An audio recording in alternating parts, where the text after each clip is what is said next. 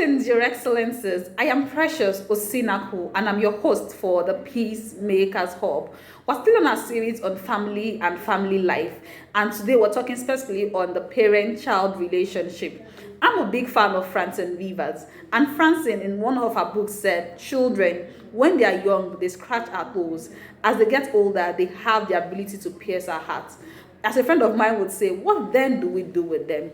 We know that as parents relate to their children, conflict is bound to arise. How then do we sustain healthy relations between parents and children? This is why we're having this conversation. And to have this conversation with me is Mrs. Chioma Onyenucheya Uko, who is a family lawyer, a mediator, arbitrator, and gender rights advocate. She's the principal legal consult of Zest Legal Consult, a law firm based in Abuja. She has built expertise in family law and in combating gender and sexual-based violence.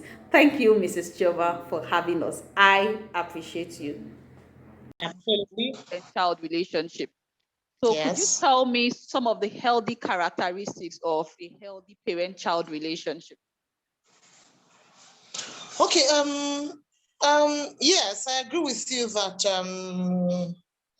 the relationship between a parent and a child is a critical one, because to a large extent, it helps in forming the person that the child becomes. And of course, a wholesome child who becomes a wholesome person is a plus to the society.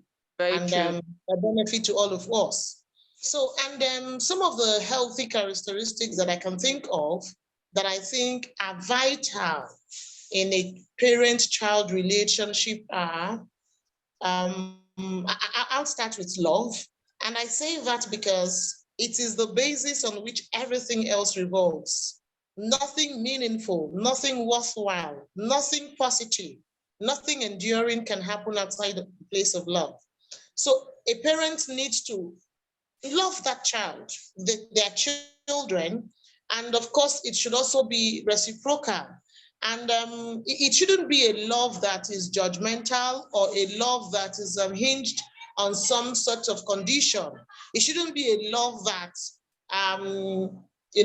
a parent gives and withdraws at will. It should be a love that is based on appreciating that child as a gift of nature, a gift from God, and a commitment to ensuring that he or she, as a parent, is willing to do his or her best in helping that child grow into a wholesome being. It should be a love that understands the child's weaknesses while helping the child conquer those weaknesses. It should be a love that tolerates. It should be a love that permits for the child to be him, without harsh criticisms, without unnecessary demands on the child. So it should be a love that is willing to help that child grow, to help that child find or discover him or herself, to help that child become the best he or she can be. And it is a love that should be reassuring per time, because I think the best place a child can get validation in life is really from the family, and that is from the parents. You just the same way as parents, as adults, we contend with a lot of things. Children also encounter their own challenges. It could come from peer pressure. It could come from the voices they hear outside of the home. It could come by the standards they see the society set on the media. It could be anything. So that love should be a love that continues to validate the child as in his or her own uniqueness. And it should be a love that is not mindful of gender, because one of the things we also see is that sometimes parents extend favors or love their children on the basis of their gender. I want a male child. I want a daughter. Do you understand? Regardless of child's gender, that child can be the best he or she has been, meant to be, and it can defy some of those gender constructs, if you know what I mean. So that's one. I've spoken about love. The next thing would be healthy communication. So even that love has to be communicated, right? Very true. In the place of love, there may be instances where the child doesn't meet expectations. There may be instances where we as parents have some kind of expectations even that has not been rightfully communicated. So there must be healthy communication between a parent and a child. That is what allows for love to be expressed. That is what allows for standards to be, discussed and communicated. That is what allows for affection and even corrections and all of those things to be expressed. And it must be a healthy kind of communication in a manner that the language, the tone, and even the timing are well considered. So, for example, when you want to correct a child as a parent, you may have the best intentions and your intended corrections may actually be appropriate, but the timing or the place may not be. And if you're not mindful of the hues and the tones of the appropriate communication, you may be doing the right thing in the wrong way. So it's important that as parents, we are careful to ensure that we communicate to our children are right, and we build a strong communication channel with them such that they're able to approach us even when they have their own issues. Because one of the things we often see is that when children have questions, some of them are not confident that the parents will understand them or even have the time to listen to them. Some of them go to seek answers in places they shouldn't go to. And sometimes they get derailed by the misleading answers they get outside. So a parent needs to deliberately cultivate a healthy channel of communication such that whether it is the parent communicating to the child or the child communicating to the parent, they're able to have a healthy channel for communicating feedbacks and the rest. I was going to say about the place of integrity. One of the critical things is integrity in a parent. If you have children and you teach them all the noble things and you tell them all the right things, and they do not see integrity in you to show that you are living your talk, they are not likely to follow your talk. They are more likely to follow your example. Your life, yes. Do you understand? So, and that is also one of the reasons why if you tell a child that you are going to do A, that child needs to see that you're sincere about it, that you keep your word on that. That is not to say that if it is a threat, that you must follow through. Sometimes if it is a threat and that child shows remorse and actually does the necessary apology and shows that he or she is willing to, is making effort to not repeat the mistakes that you are offended by, you may actually step down your threat and also tell the child that you're stepping down this threat because you're seeing, signs that he's truly remorseful or he or she is truly remorseful. So while you are maintaining integrity to show that you're a person of honor, you're a person of good character, you're a person of honesty, you're a person of general good conduct, really. All those noble values that we appreciate. When you show those examples, you can also trust that your child, in addition to the things you tell the children, that they are watching to learn from what they see you doing. My people have a saying, I'm Igbo, of course, by my name you can tell it.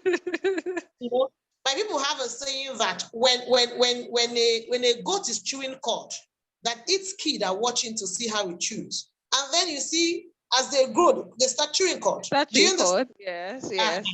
So some of these very minor things we parents take for granted. Maybe you're going out and you would not come back by 4. But because you want to appease that child, you just say, okay, I'm coming back. I'll come back at 4. But you would not come back. And then you lie to the baby. And 4 o'clock, you don't show up. And you do this consistently. The child, you may not know it, but somehow the child does. They will stop taking you for your word because they know that mommy would not do what she says. She will just tell me 4. But when we have a relationship where you explain to your baby, I won't come at 4. I would come at 10. Or even if I say I would come at 4 and you call or something, or when you come back, you are you're apologetic. You explain why you didn't come at 4 or something, and you don't repeat it.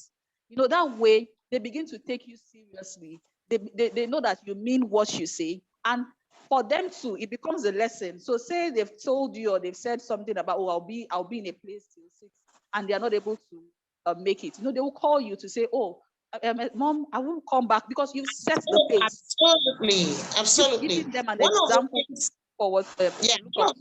one of the things my father taught us growing up, my dad won't go anywhere and not inform us where he was going. If my dad was leaving the house, any of us could tell where he went to. Wow. And it's also kind of groomed us into the same, disposition.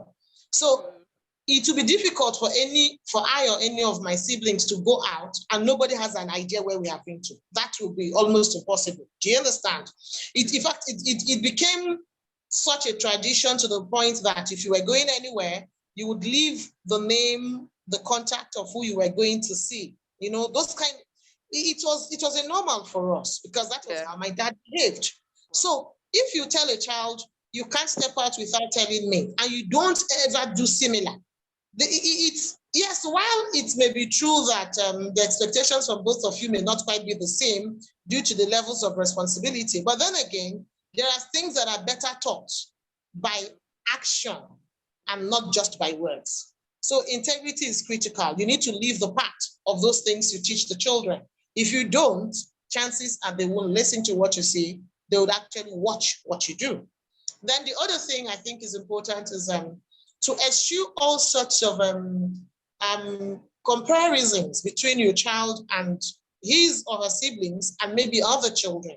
So while it is okay to teach a child to emulate, noble ideals, to emulate good characters from people around him or her, it is not quite healthy to continue to compare that child with other people because we are not alike at all.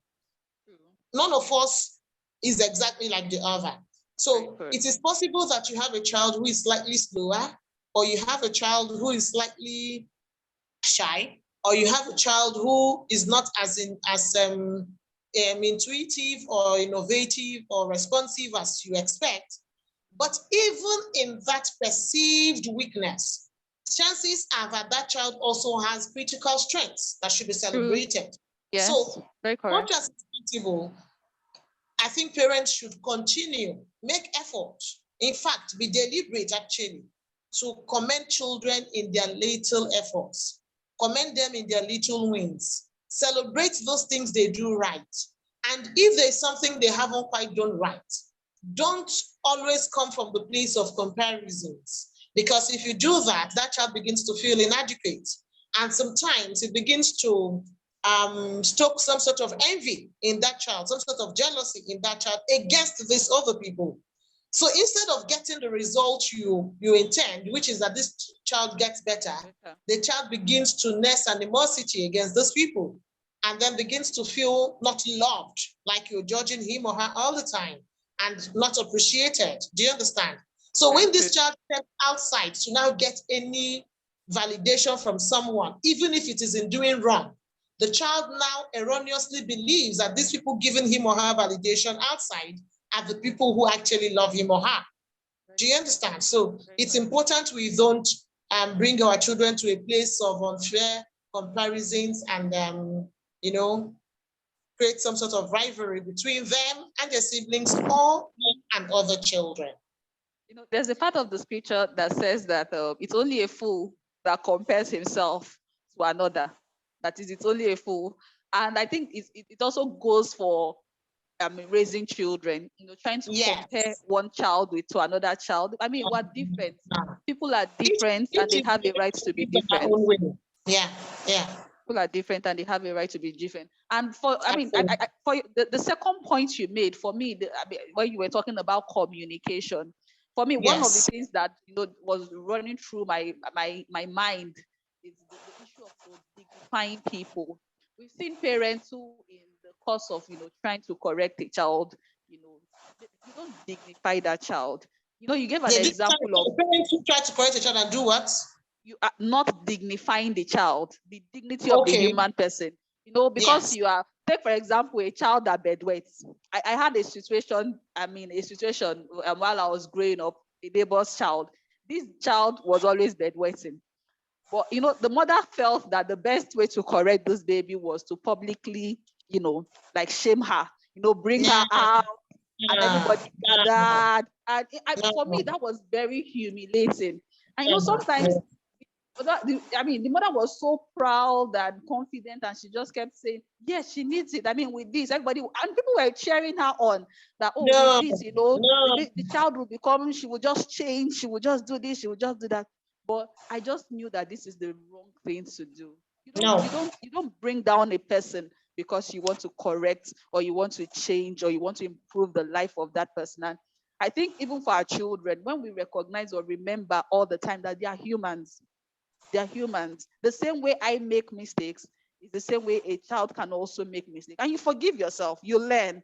So we should also Absolutely. extend that hand to our children. We dignify them. You don't have to correct them. I mean, some people are very good at, like, maybe when we go out, you just want to let everybody know that, oh, you know how to correct a baby, and then you want to publicly correct your child so that they will know that, okay, this one is training, you're a good trainer or something. But sometimes it doesn't work that way. I mean, I would rather, You see, personally, growing up, I remember for myself growing up, I would rather you call me aside. I would rather you talk to me. My father would, you don't need to talk to me in public. That I might not even listen.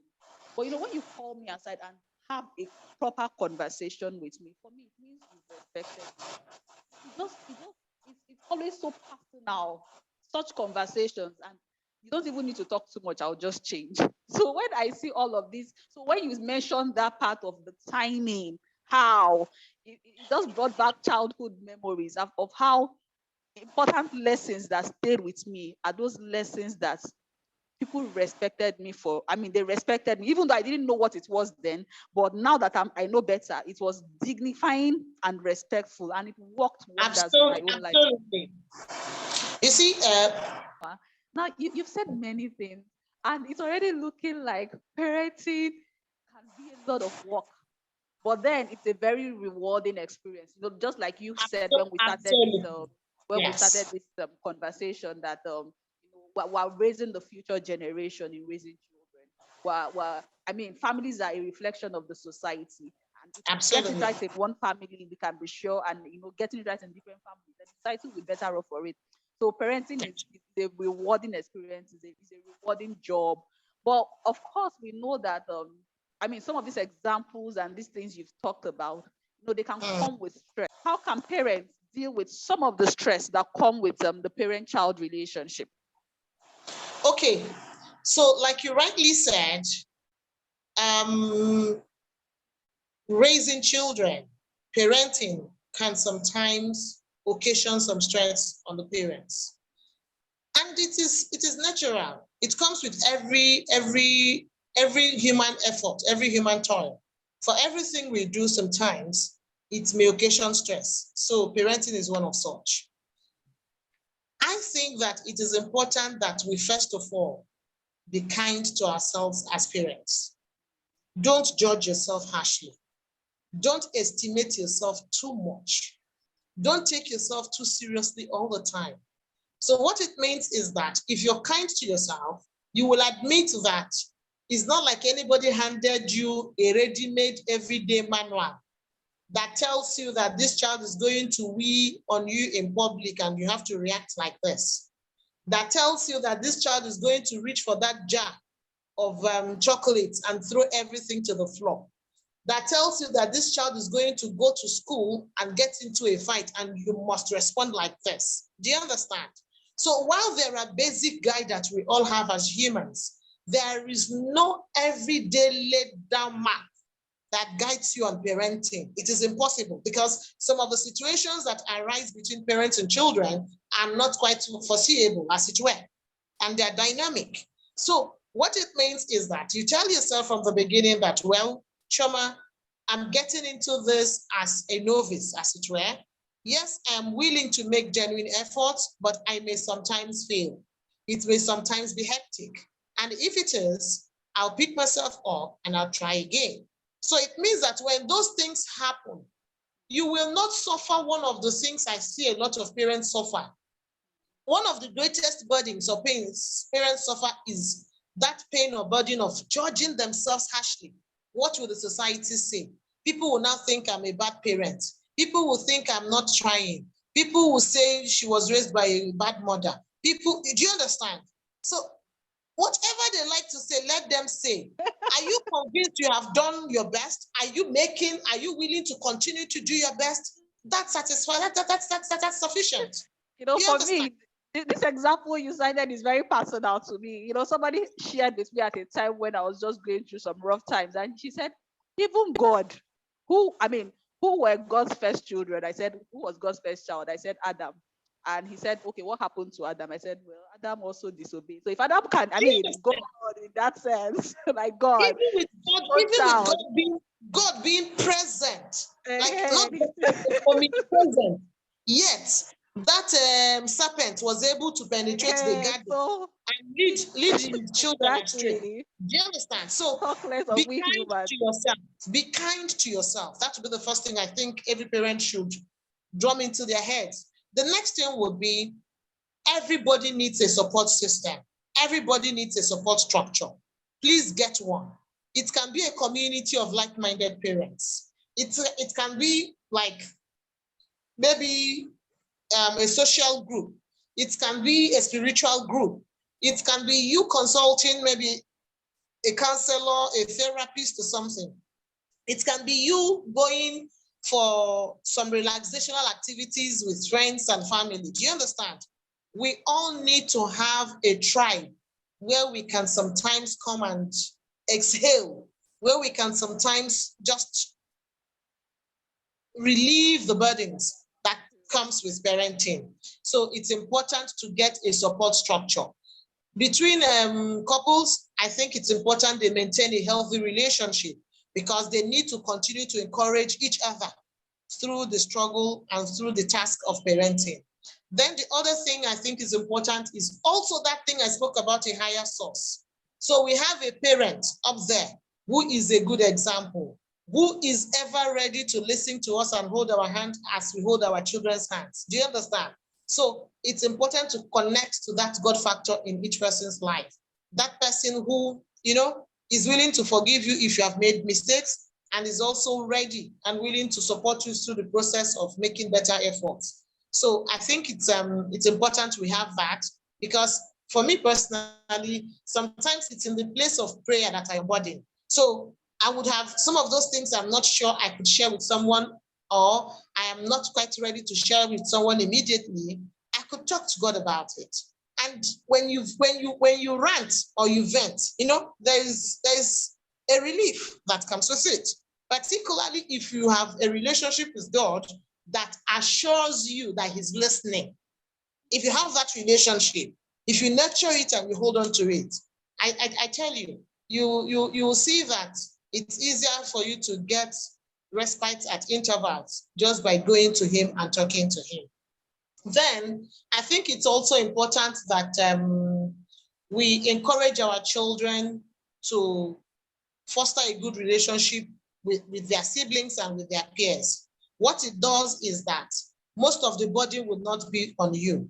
They will also have a healthy ground, a healthy tribe where they can dissipate some of their energy and where they can also, generally enjoy some sense of family, camaraderie, and kinship, even for those times you're weary. Do you understand?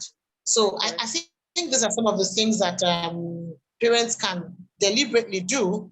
And please, just as you were once a child, being a parent doesn't mean that all of childhood is lost. I don't think so. So by all means, play. Parents should learn to play. Learn to play. Learn to play. Please, sometimes take a breather. Just take a breather and play. Let your head down. If you love to dance, dance. If you love to sing, sing. Even if it's only in the shower that you know where to sing, it's okay. You can sing there. You can sometimes just go on a picnic. Some of these things are not expensive.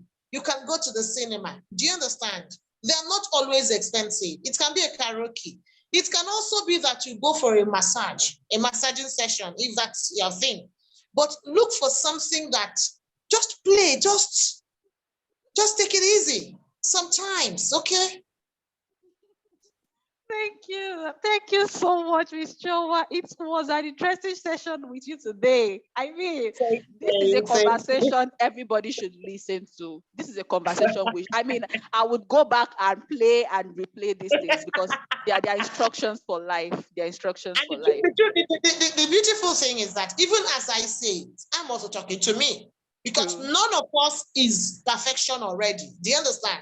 For each of us, we're a work in progress. So sometimes after I've spoken, I still go back to listen to the things I have said or to read up the things I've written. It's also me ministering to myself and reminding myself of those things that are important for the moments I may lose sight. So yes. Thank you again. Thank you again, Ma. I appreciate you. I Thank you, appreciate you. Thank you so much, Yes, Ma. Fresh. Mediation Training Institute is registered in Nigeria with a vision to create a new African order where peace and harmonious coexistence will thrive, where divisive national frontiers and the burden of military spending and man-studied inhumanity to man will be things of the past. We do this by providing requisite skills and resources for managing differences, for promoting peace and harmonious coexistence at home, at work, and in the society at large, through conflict management and mediation skills training, and the promotion of mediation and other non-adversarial methods of dispute resolution in private and public sector practice. For enquiries, you can call 091 563 11242 or 080 3111 5115, or you can visit our social media pages, Mediation Training Institute, Facebook and LinkedIn at Mediation MTI, Twitter at MTI Nigeria, Instagram, Mediation Training Institute, building peace, creating harmony, sustaining relationships.